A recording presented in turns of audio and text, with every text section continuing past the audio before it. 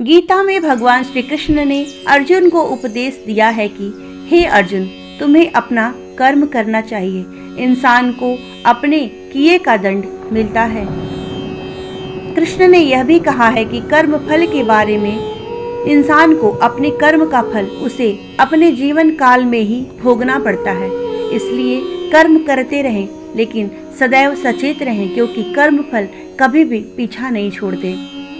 दुर्योधन ने एक अबला स्त्री को दिखाकर अपनी जंघा ठोकी थी तो उनकी जंघा तोड़ी गई। दुशासन ने छाती ठोकी तो उसकी छाती फाड़ दी गई। महारथी कर्ण ने एक असहाय स्त्री के अपमान का समर्थन किया तो श्री कृष्ण ने असहाय दशा में ही उनका वध कराया।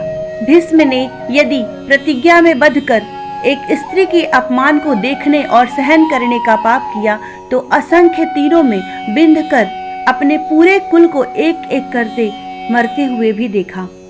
भारत को कोई बुजुर्ग अपने सामने अपने बच्चों को मरते हुए देखना नहीं चाहता, पर भीष्म अपने सामने 4 पीढ़ियों को मरते देखते रहे। जब तक सब देख नहीं लिया तब तक मर भी ना सके। उनका यही दंड था। धृतराष्ट्र को दोष था पुत्र मोह, तो 100 पुत्रों के शव को कंधा देने का उन्हें दंड मिला। 100 हाथियों के बराबर बल वाला धृतराष्ट्र सिवाय रोने के और कुछ नहीं कर सका।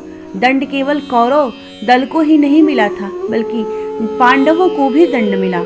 द्रौपदी ने वरमाला अर्जुन के गले में डाली थी, सो उनकी रक्षा का दायित्व सबसे अधिक अर्जुन पर था। अर्जुन यदि चुपचाप उनका अपमान देखते रहे तो उन्हें सबसे कठोर दंड भी मिला।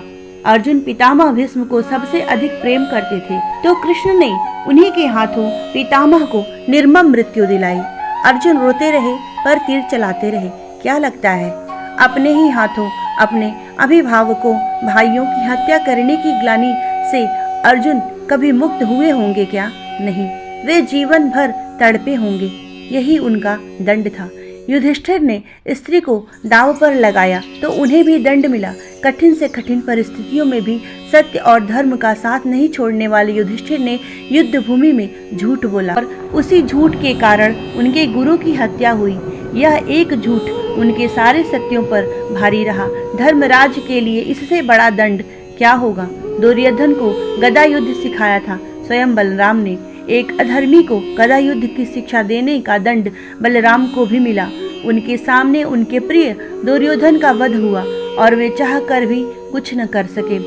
उस युग में 2 योद्धा ऐसे थे जो अकेले सबको दंड दे सकते थे, कृष्ण और महात्मा बर्बरीक।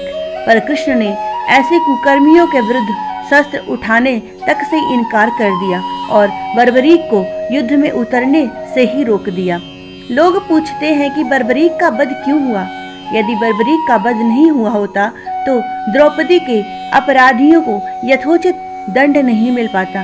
कृष्ण युद्ध भूमि में विजय और पराजय तय करने के लिए नहीं उतरे थे। कृष्ण इन अपराधियों को दंड दिलाने के लिए कुरुक्षेत्र में उतरे थे। कुछ लोगों ने कर्ण का बड़ा महिमा मंडन किया है, पर सुनिए, कर्ण कितना भी बड़ा योद्धा क्यों न रहा हो, कितना भी बड़ा दानी क्यों न रहा हो, एक स्त्री के वस्त्र हरण में सहयोग का पाप इतना बड़ा है कि उसके समक्ष सारे पुण्य छोटे पड़ जाएंगे। स्त्री कोई वस्तु नहीं कि उसे दांव पर लगाया जाए। कृष्ण के युग में 2 स्त्रियों को बाल से पकड़कर घसीटा गया। देवकी के बाल पकड़े कंस ने और द्रौपदी के बाल पकड़े दुशासन ने। श्री कृष्ण ने स्वयं दोनों के अपराधियों का समूल नाश किया। किसी स्त्री के अपमान का दंड अपराधी के समूल नाश से ही पूरा होता है, भले वह अपराधी विश्व का सबसे शक्तिशाली व्यक्ति ही क्यों न हो। जय श्री कृष्ण।